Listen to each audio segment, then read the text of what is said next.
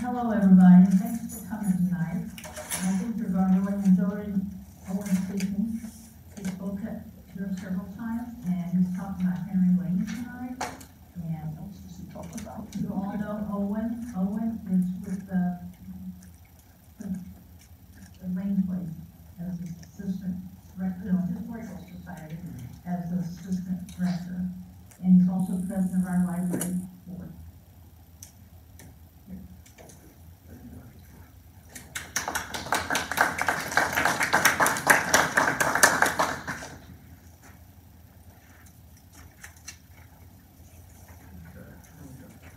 Thank you, Billy, for the introduction.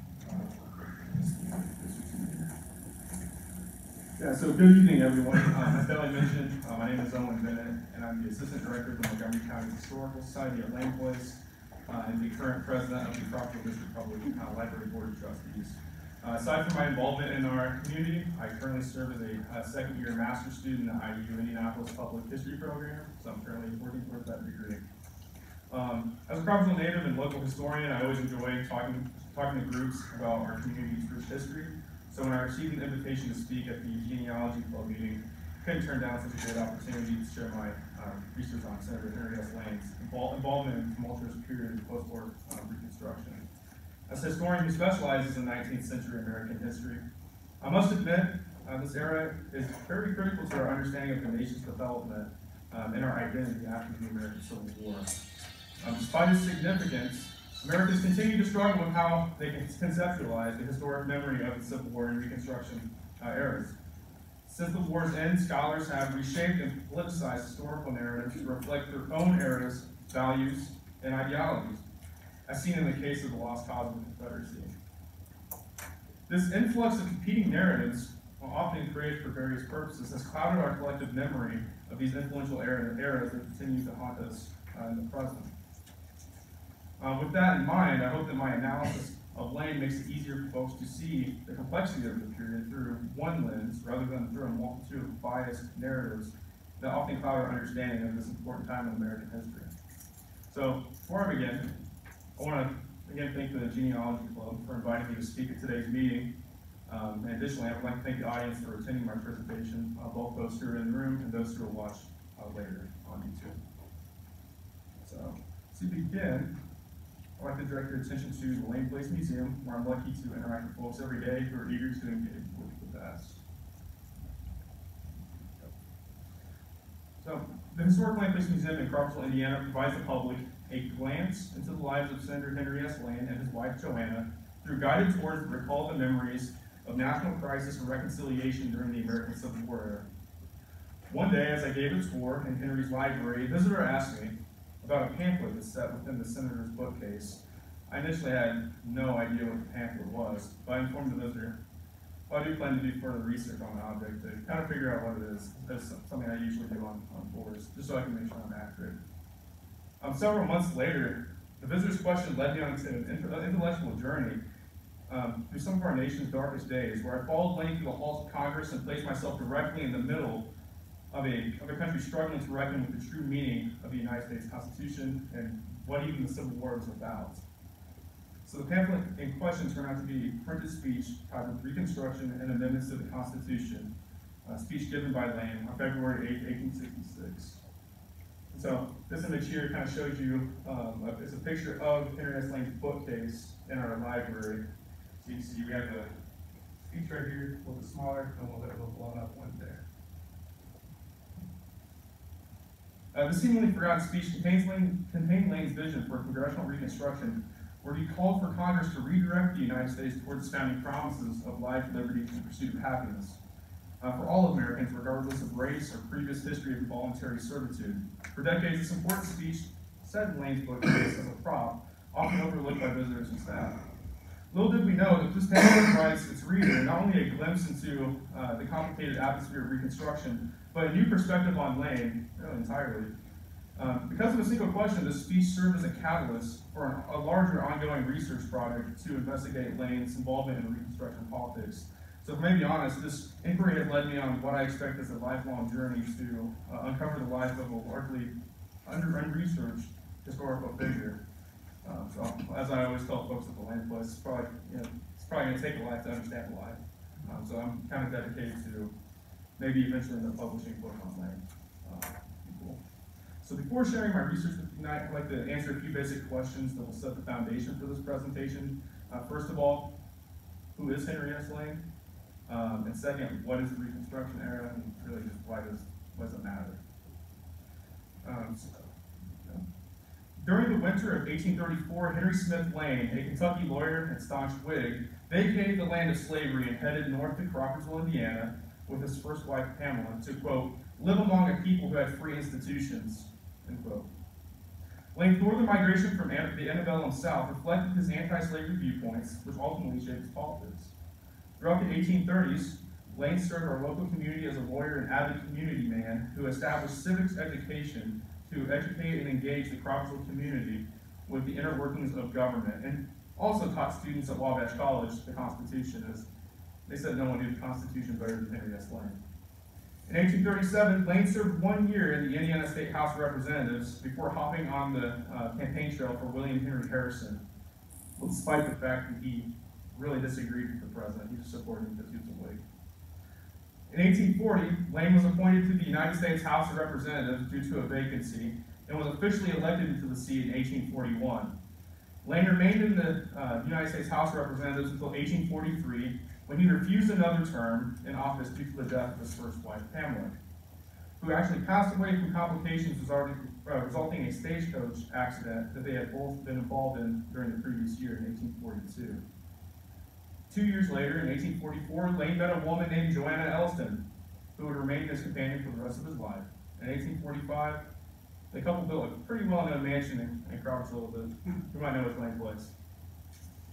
However, moving on to his political career, in 1856, Henry S. Lane served as the chairman of the First National Republican Convention in Philadelphia, where Republican congressmen approved an anti-slavery platform called for the disbandment of polygamy in Mormon settlements, and urged federal assistance on the construction of a transcontinental railroad, all while rallying behind the Republican nominee, John C. Fremont, for the presidency.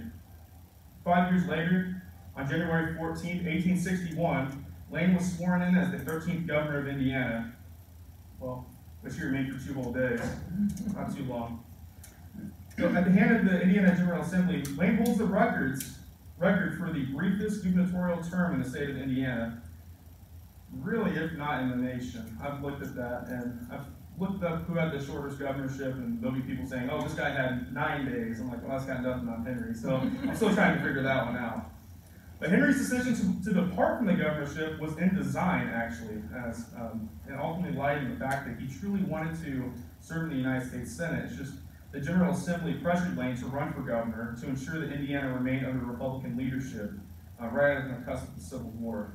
As he knew Lane had a better shot of achieving the governorship rather than Oliver P. Morton, who served as Lane's lieutenant governor. He was kind of a highly contested guy at the time. So after Lane left office, Oliver P. Morton would go on to become Indiana's Civil War governor.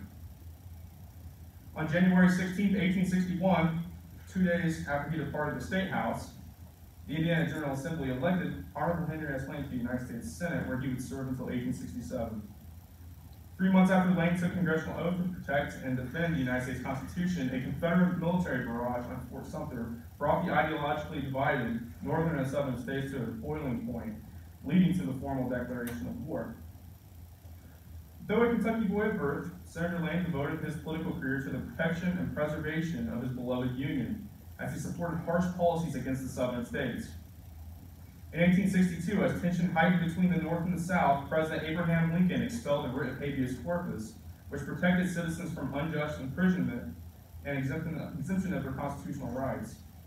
Though other senators criticized the president, Lane firmly believed in Lincoln's decision to exempt the writ of habeas corpus. As he said, it was supported by the Constitution due to the negative impact the Southern Rebellion had on public safety.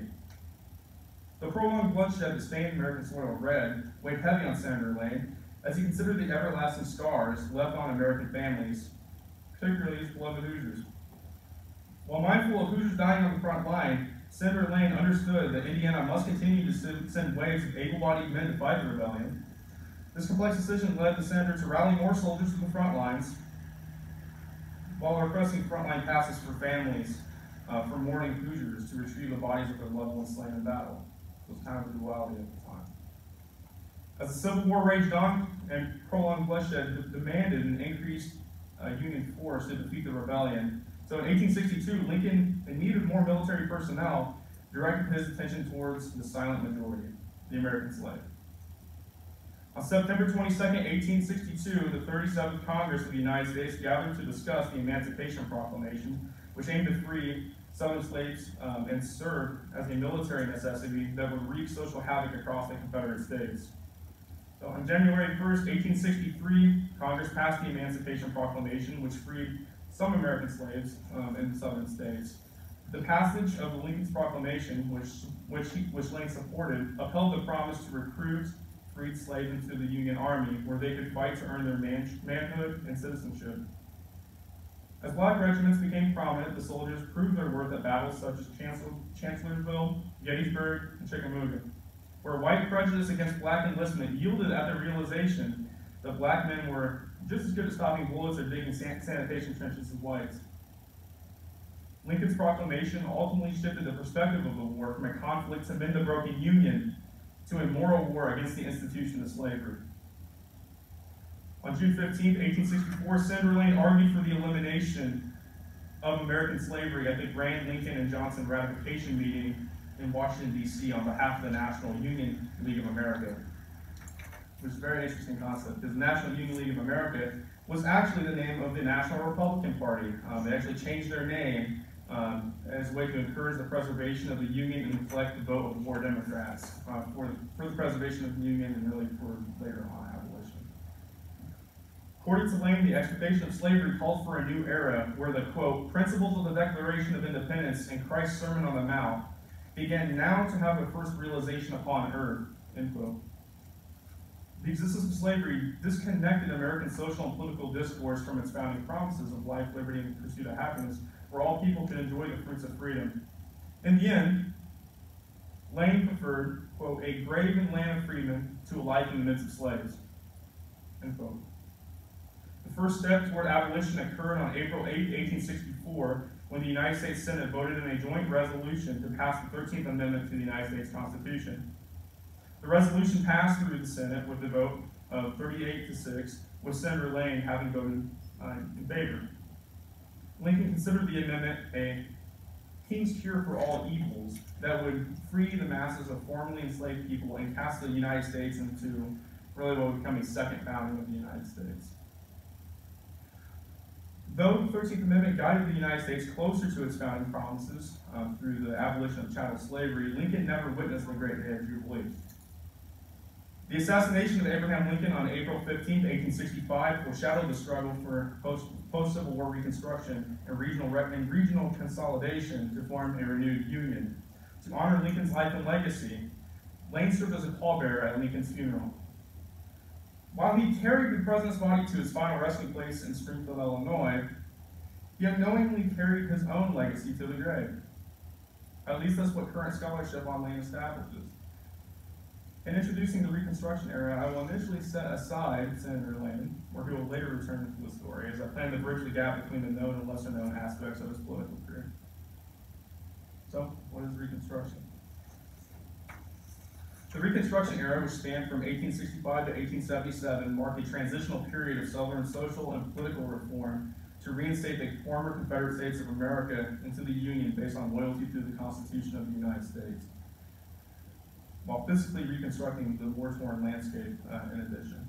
During Reconstruction, Congress sought to provide freedmen access to the courts, ballot boxes, public accommodations, and to protect them against violence waged by the Ku Klux Klan and the White League, which is kind of what the image on the left here is getting at. So you can see it's a member of the White League shaking hands with a Ku Klux Klan member with, quote, in the middle of worse than slavery, because it's really worse. Although President Andrew Johnson vowed to apply Lincoln's Reconstruction plan, he ultimately combated the proactive measures of radical Republicans such as Lane to ensure the freedoms of black Americans, often using his presidential veto to block the measures. Johnson's alternate Reconstruction plan offered no protection for freedmen's newly won freedom, and no voice for establishing new governments in the South. Therefore, to protect freedmen's rights, Congress needed to reinforce the 13th Amendment with supplementary legislation to provide Black Americans equal protection under the law and secure their voting rights. Across the South, Redeemer Democrats enforced Black codes in nearly all states within the Reconstruction South, as white Southerners sought to reinforce Old South cultural superiority over freedmen. The codes attempted to define freedmen's rights, limit freedmen's economic opportunities, and infringe on their newly granted freedoms through the reinforcement of plantation labor. Therefore, the 13th Amendment enforced the national abolition of slavery, but failed to grant freedmen equal protection under the law and the right to vote in local, state, and federal elections. The unjust limitations of freedom inflicted on freedmen upset Northern politicians, specifically radical Republicans, who sought to eradicate the nation of the legacy of slavery and guarantee that Black Americans enjoyed all rights guaranteed by the Constitution. Radical Republicans did not trust President Johnson or other Southern and state governments, often led by former Confederate politicians, and decided the only way to guarantee the rights of Black Americans was to extend the Republican Party to the South. So that kind of gets at the picture on the far right there. That's where you see a carpetbagger, that's what they were called, going down the South to kind of help establish these new governments. So that's what that image is. Both of these images are from Harper's Weekly magazines. They're published really all throughout the 1800s. And we have a ton of them in the land place if one come by and see. Nearly all Republican congressmen believe that the federal government must give meaning to emancipation by guaranteeing freedmen personal liberty, access to the courts, and the ability to compete in the free labor system. This belief empowered Congress to amend an article to the Constitution to grant all Americans, regardless of color, individual autonomy and access to the courts. That's where we move into the 14th Amendment. In July 1868, Congress passed the 14th Amendment to the Constitution, which granted, quote, all persons born or naturalized in the United States, citizens of the United States, and of the state and wherein they reside, end quote. Aside from birthright citizenship, the 14th Amendment declared that no state shall, quote, deprive any person of life, liberty, or property without due process of law, nor deny any person within its jurisdiction the equal protection of the laws, end quote. Though the amendment prevented state interference in Black Americans' ability to exercise their constitutional rights, its framers avoided the national extension of Black suffrage and its provisions. Congress's purposeful avoidance of constitutional Black suffrage required an additional amendment to execute legislation proposed to protect the freedoms of Black Americans. In the late 1860s, party politics controlled the psyche of the United States and determined the future of Black voting at a national level. Redeemer Democrats promised the return of the Old South as they combated Republicans for, quote, forcing Negro supremacy on the South, end quote.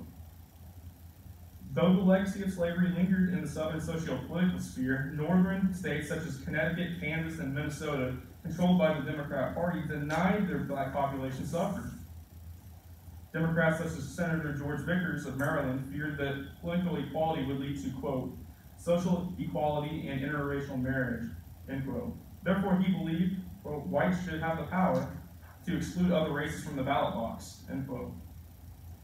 Congress barred state prohibition of voting rights based on color with the approval of the 15th Amendment on February 25, 1869. However, the approval didn't complete the newly proposed article, as 27 states out of 33 needed to ratify the amendment to establish it as a federal law.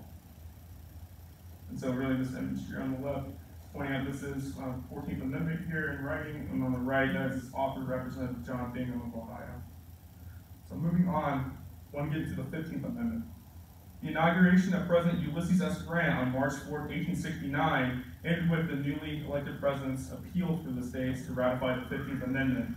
So the question of Black suffrage did not continue to, quote, agitate the public mind, end quote.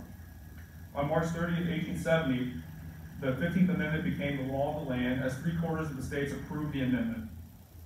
The 15th Amendment concluded Reconstruction through the direct enforcement of the notion that the, quote, right of citizens of the United States to vote shall not be denied or abridged by the United States or by any state on the account of race, color, or previous condition of servitude, end quote.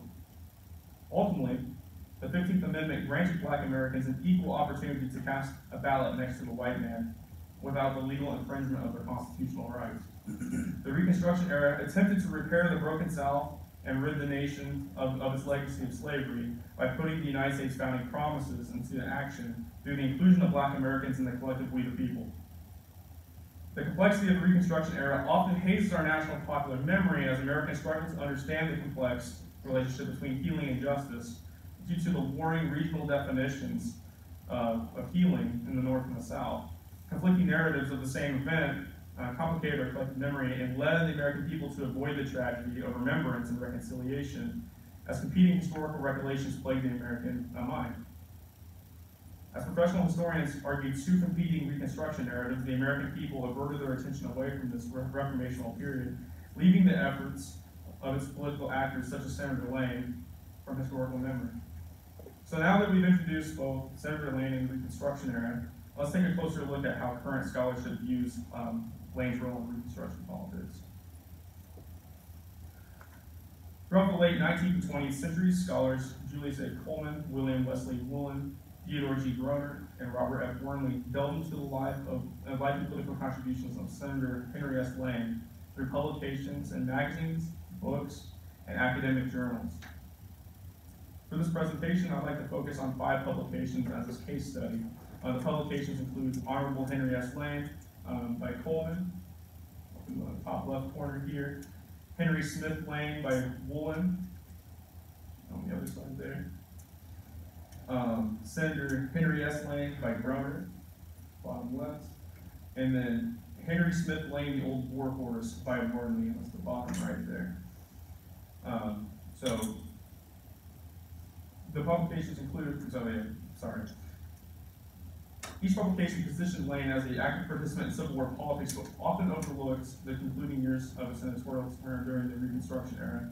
Historians like to focus on Lane's Reconstruction politics creates an incomplete narrative, one that overlooks his final 2 years in Congress. The lack of scholarship regarding Lane's contribution to Reconstruction politics forms a gray area in understanding the legacy of Indiana's wartime senator, raising more questions than it really answers. So, again, in December 1869 edition of the Wabash College magazine, Julius A. Coleman, a Wabash College alumni of the class of 1870, investigated the senatorial career of Senator Henry S. Lane in his article published 2 years after Lane retired from the United States Senate. Coleman's article generally served as a biographical overview of Lane's life from birth to death, but regarding the senator's political career, he focused supremely on Lane's contributions during the Civil War. According to Coleman, quote, "No man stood more firmly by the government or labored more assiduously and efficiently for it than Senator Lane," end quote. Aside from his service in the Committee of Military Affairs and Pensions, Coleman further highlighted Lane's dedication to the Union as he mentioned the senator's unwavering support for, quote, the suppression of the rebellion, including the Emancipation Proclamation of President Lincoln, the full enfranchisement of colored people of the District of Columbia, end quote. The senator's extensive wartime congressional involvement added to his already deteriorating physical health that led him to refuse serving another senatorial term in 1866. Rather than acknowledging Lane's involvement in the Reconstruction era, Coleman referenced an article by the New York Tribune that stated, quote, "Indiana has no statesman whom she honors or honors her more than Henry S. Lane," end quote. 14 years after Coleman, historian William Wesley Woolen continued to gaze into a narrow view of the senator's wartime efforts, bypassing Lane's last fight for the Union in the Reconstruction era. So in 1883, Woolen dedicated a chapter to Lane in his book titled Biographical and Historical Sketches of Early Indiana, which explored the lives of influential Hoosiers. So much like Coleman, Woolen focused supremely on Lane's wartime efforts as he highlighted Lane as a driver of Civil War policy. According to Woolen, Lane, quote, zealously sustained the government in its war for the Union, voting in all needful supplies and upholding its hands in every way he could, end quote. However, Woolen's narrative abruptly concludes Lane's significance, not by mention of his political endeavors during Reconstruction, but by sending the senator back to Cartersville to wilt away in his home. Woolen explained that, quote, when Colonel Lane's senatorial term expired, he returned to his home in Crawfordsville and never afterward held public office, end quote. Woolen introduced Lane as a renowned figure in Civil War politics, but avoided Lane's active role in Reconstruction politics and immediately transitioned to the senator's untimely death in 1881. Therefore, Woolen, much like Coleman, buried Lane's legacy within and his grave at Oak Hill Cemetery. In 1937, Theodore G. Groner, a professor of history at Wabash College, provided his reader with an overview of Senator Lane's life that mostly focused on the senator's wartime contributions. However, unlike Coleman and Woolen, Groner avoided the centralization of Lane as a primary driver of Civil War politics, and believe it or not, actually mentioned the latter portion of Lane's senatorial career from 1866 to 1867. Despite Groner's historically inaccurate perspective of the senator's lack of support of civil rights policy during Reconstruction, his article contradicts Coleman and Woolen's narratives by actually acknowledging Lane's efforts during this period. So according to Groner, after the war concluded, Lane was, quote, not willing to go along with the extremists and argued against the proposition to give the Negro full civil rights, end quote. Groner further asserted that Lane opposed black suffrage due to his belief that, quote, the newly emancipated blacks were not prepared for such privileges, end quote. Similar to previous historians, Groner ended Lane's legacy in 1866 as he stated that Lane refused to run for a second term due to poor health coupled with his hard feelings towards radical Reconstruction. Groner's narrative differed from previous publications as he presented Lane as an ordinary senator who did not primarily shape Civil War legislation. So aside from having deflated Lane's appearance in American history, Groner's publication differed from previous texts due to a slight omission of the senator's role in Reconstruction politics. Groner's article is foundational for modern scholars such as Robert Wormley, who placed Lane within the context of American history, but lacked information and contextualization of the senator's role in Reconstruction. And then moving on to 1988, Robert F. Wormley, local lawyer and past director of the Montgomery County Historical Society, brought Lane's heroic aura to life with his book titled Henry Smith Lane, the Old Warhorse. Like previous historians, Wormley skimmed over the Reconstruction era and only mentioned the passage of the 14th Amendment in 1866, in which Lane supported black Americans' access to constitutional rights. According to Wormley, on the matter of post-Civil War Reconstruction, Senator Lane, quote, may have been said to join the camp of radicals whose policy was one of retribution against the former rebel leaders, end quote. When Wormley pivoted towards Reconstruction, he mentioned that Lane's endorsement of malicious policies towards the rebels led him to join the band of senators who, quote, were at loggerheads with President Andrew Johnson, end quote. Wormley, unlike other scholars, provided a little bit more nuance to previous scholars, sheds light on intellectual scaffolding over time. In other words, the conceptual framework of intellectual growth, the mere process of learning from one another to build a better understanding of the past. So although Wormley's narrative provides more nuance to Lane's efforts in Reconstruction, his lack of contextualization further hazes the understanding of the period and how the local figure navigated this tumultuous period to support policy that progressed civic inclusion and reshaped national or regional governance. So overall, historians' lack of focus on Senator Lane's role in Reconstruction politics creates what I call a historical ambiguity, or an uncertainty made by multiple interpretations that generate additional questions regarding the senator's role in rebuilding the Union after the carnage inflicted on the Union by the Civil War. This ambiguity is not coincidental, nor likely intentional, but captures a glimpse into the historical method of a specific time. And I'm sure anybody who's a historian in this room or actually does history, and you guys are all genealogists, I'm sure you can kind of understand what that's like. When these publications were issued, historians had access to limited resources based on what was cataloged by museums or historical societies.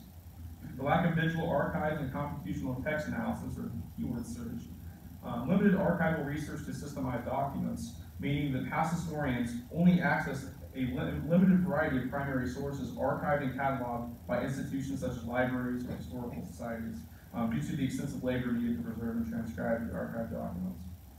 Nonetheless, the works of previous historians established a firm foundation of historical knowledge for future scholars to consider and eventually update with access to modern technology and presence of the more digital archives.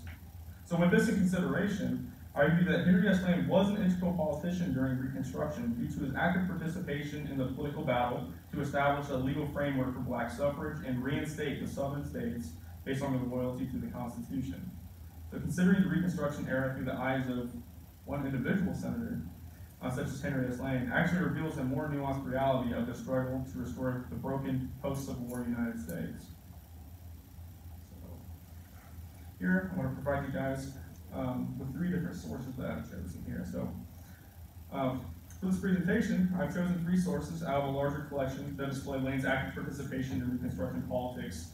So first, I'll investigate Lane's critical analysis of the establishment of the Freedmen's Bureau, which took place from 1865 to 1868.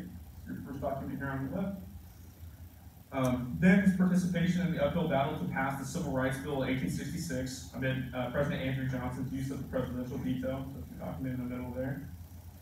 And lastly, I want to dive into a document that led me to research this topic, which is Lane's Reconstruction and Amidst to the Constitution speech that he gave February 8, 1866. That's on the very far right here. I will say I had a lot more sources to choose from, but I think these 3 are the ones that capitalize his active participation during this time.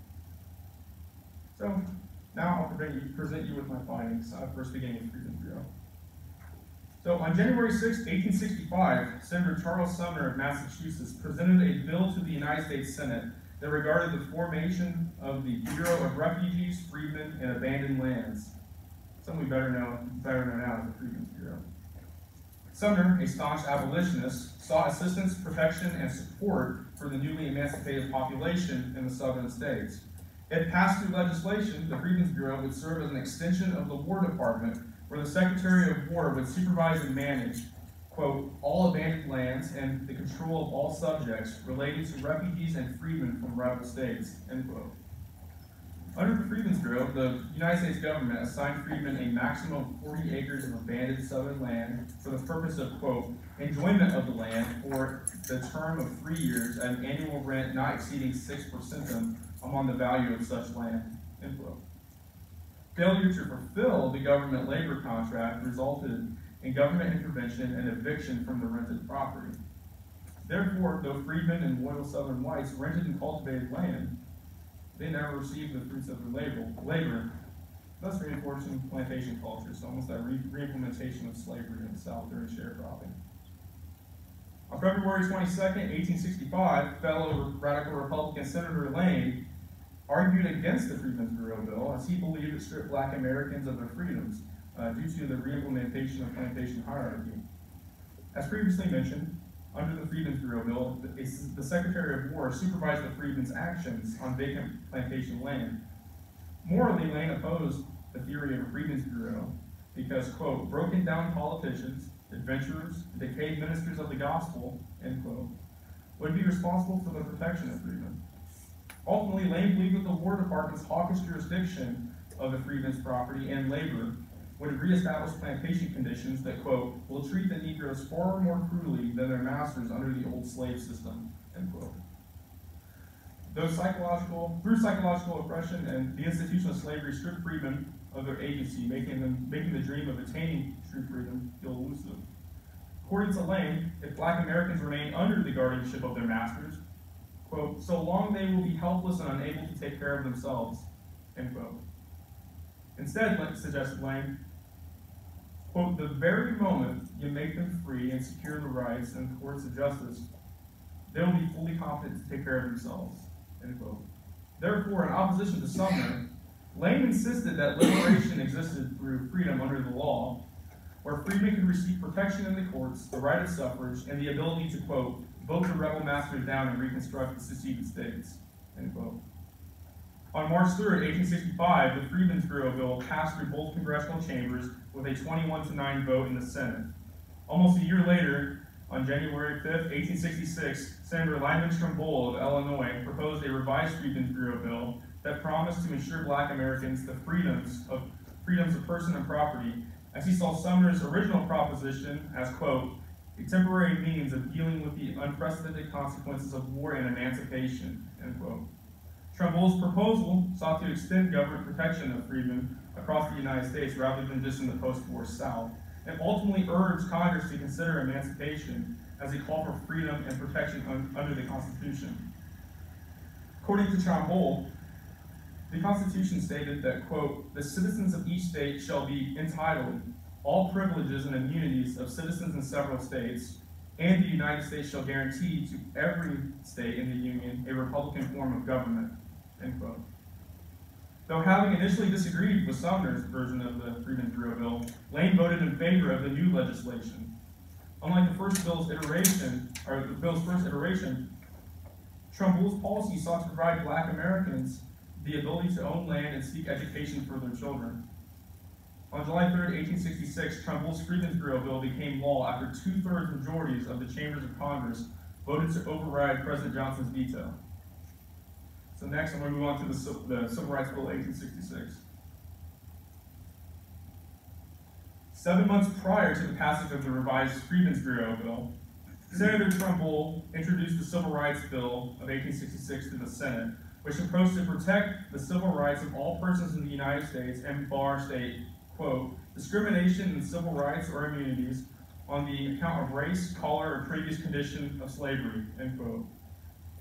Through the Civil Rights Bill, Trumbull sought to define the 13th Amendment by recognizing Black Americans as United States citizens. Senator Lane approved this proposal as he argued, quote, the provisions of this bill are admirably calculated to secure to these colored persons their rights under the constitutional amendment, end quote. Ultimately, Lane felt comfortable in passing this legislation due to the president's right to exercise the military to carry out its provisions. And will I say, man, was he wrong? I'll say that in there real quick. Though Trumbull's Civil Rights Bill sought to protect freedmen under the law, it did so actually by borrowing the enforcement mechanism using the Fugitive Slave Act of 1850, which was a federal law that denied the legal protection of escaped slaves, as legislation saw all Black men as property. Congress undermined its close parallel to the Fugitive Slave Act of 1850, which denied the legal protection of escaped slaves as property. According to Lane, the beauty of the Civil Rights Bill of 1866 is that, quote, its provisions are in the interest of freedmen and of freedom, and what was odious in one case becomes highly meritorious in the other, end quote. Though enthusiastic about Trumbull's proposal, Lane's speculation that President Johnson would protect the freedmen appeared as a mirage, as the president's pen struck the bill down with veto. President Johnson argued against the provision's inclusion of birthright citizenship, as the provision included, quote, the entire race designated as blacks, people of color, Negroes, mulattoes, and persons of African blood, end quote. Well, in Johnson's eyes, citizenship was reserved for white people and did not belong to Black Americans, who, quote, just emerged from slavery into freedom, end quote. Civilian responses to Johnson's veto reached Senator Lane's desk as concerned Hoosiers such as R.W. Hudson, a concerned citizen from Terre Haute, argued against the veto and encouraged the senator to rally Congress to override Johnson's decision. Now, although I am unaware of a speech Lane gave to rally Congress, Lane did deeply support the Civil Rights Bill of 1866. So, in April 1866, the Civil Rights Bill was reintroduced to the United States Senate, where it passed with a 33-15 vote. Lane stuck to his beliefs and voted in favor of the Civil Rights Bill. After being passed through both congressional chambers, the bill became law on April 9, 1866. The passage of the Civil Rights Bill of 1866 provided meaning to the 13th Amendment as it severed citizenship and race to give birthright citizenship to Black Americans. Although the bill granted freedmen's birthright citizenship, it did not guarantee equal protection under the law. So the next thing I want to move on to is Lane's Reconstruction and then its Constitution speech. So I want to take some time to kind of discuss the day that Lane actually proposed a new vision for congressional Reconstruction. So on February 8, 1866, Lane gave this Reconstruction and Amidst the Constitution speech, where Lane actually proposed a plan for congressional Reconstruction that aimed to protect and enfranchise Black Americans through the passage of supplementary constitutional amendments aimed to, quote, do away with much of the inequality and carry out and give effect to every guarantee of the Constitution, end quote. So in addition, Lane imposed a fire and brimstone perspective on the potential dangers of allowing citizens who resided in the former Confederacy to vote in federal elections and participate in state and federal legislation. According to Lane, the Southern states shall be restored when, 1, all constitutional guarantees are in place for all people, and 2, the leading traitors of the rebellion face punishment and have met the, quote, felon's doom, end quote. Henry S. Lane's speech grasped the attention of citizens throughout the nation who responded to the senator's call for congressional action in the constitutional protection of freedmen. For months, the senator received letters from fellow Hoosiers that empowered Southern citizens in response to his speech. So fellow Hoosiers, J.J. Brown, Reverend Caleb Mills, who might sound a little bit familiar to Crawfordsville, and John S. Scobie stood unwaveringly by Senator Lane as they wrote an approval of his plan for congressional reconstruction. On February 14, 1866, 6 days prior to Lane's speech, Jesse J. Brown, president of the First National Bank in New Albany, Indiana, desired the senator's demand for a congressional obligation that needed to be met through the enactment of a constitutional amendment to secure the freedoms of black Americans. Writing 10 days after Brown, the father of public education in Indiana, Reverend Caleb Mills of Crawfordsville, responded to Lane's senatorial speech in a more radical manner, I'd say, that supported black suffrage and the conditional prohibition of the rebel states participating in the United States Congress. According to Mills, the rebels deserved no place in the ballot box, as he preferred, quote, to go to the polls with a legal black than a rebel white, end quote. Mills extended his disapproval of rebel politicians' involvement as he argued that rebel states should not be readmitted into the Union until him and Lane could freely express their opinions and spread media in the South about disruption. On March 4, 1866, former Indiana State Representative John S. Scobie shared a similar opinion to Mills as he favored Lane's views of suffrage and argued the political power within the southern states, quote, must be deposited everywhere. The only question is, shall it rest with the rebels and traitors whose hands are still red with blood, or shall it be limited to loyal men no matter what color they may be, end quote. Mills and Scobie feared that if former rebels and traitors retained control of southern governments, their politicians might instill redemptionist policies to revive the Old South. While Northerners feared Southern redemption, Lane received Southern support of his Reconstruction plan. So Lane's Reconstruction amendments to the Constitution speech received mixed reviews from Tennessee residents John York and W.R. McDougall. On May 10, 1866, Lane received a letter from John York of Nashville, who argued that the increased, quote, hatred and malice toward government and its supporters and defenders, end quote, stemmed from the invasion and manipulation of the Southern political system by radicals in Washington, D.C. According to York, the radicals' unwavering attention to control the incipient rebirth of the South prompted President Johnson to pardon, quote, 20 or 30,000 rebels, end quote, which led to the denunciation of congressional reconstruction. York's letter aims to inform Lane that his advocacy of radical measures further disturbs Tennessee's condition due to state and political retaliation aided by the support of President Johnson. While York opposed Lane's ideas, W.R. McDougall of Nashville supported Lane's senatorial speech as he cherished the senator's, quote, clear reasoning and incontrovertible arguments, end quote, that provoked the loyal rebel mind. In response to President Johnson's pardon that caused a flood of rebels to return safely to their homes and government positions, McDougall argued that, quote, Tennessee ought not now, with its revengeful spirit and bloody hands, to be readmitted into the harmonious union of the loyal states, end quote. In the case of York and McDougall, the dual interpretation of Reconstruction ramifications actively reveals the nuanced reality of the post-war period. This duality of a divided country where some Americans long for the Old South while others accepted Congress's attempt to redirect the Union to a new era, ultimately guided national rebirth to its failure and as a class of convictions led to political gridlock. Several months after his speech, Lane's hope to provide equal protection under the law for freedmen came true as the Joint Committee on Reconstruction proposed the 14th Amendment of the United States Constitution, authored by Representative John Bingham of Ohio, to the United States House of Representatives.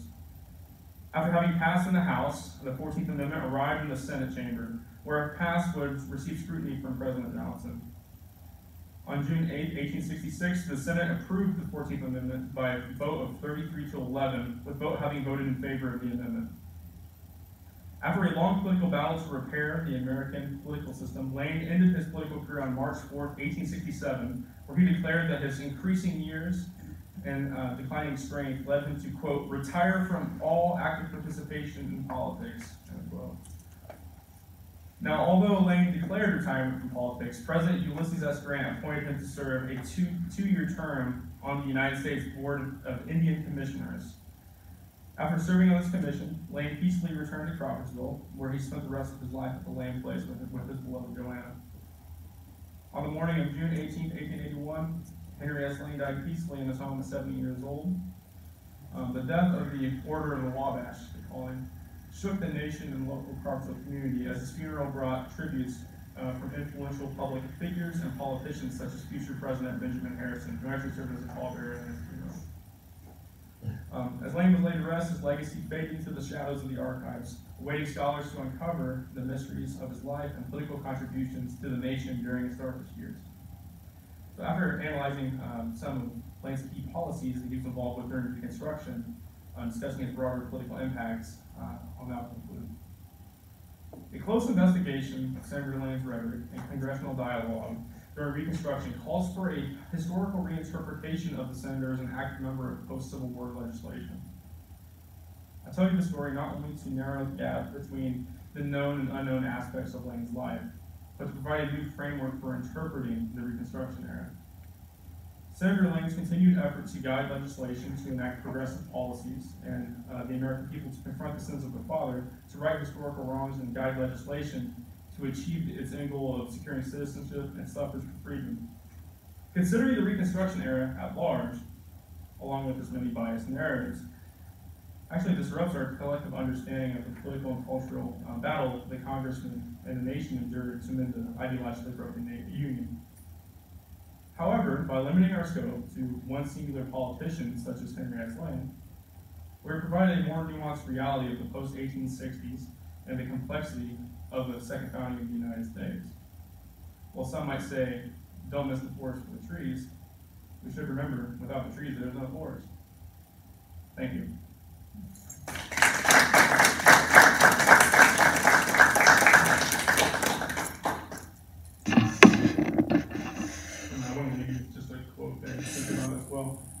Something that Lane did take note of. It's one I did mention in the speech as well. Okay.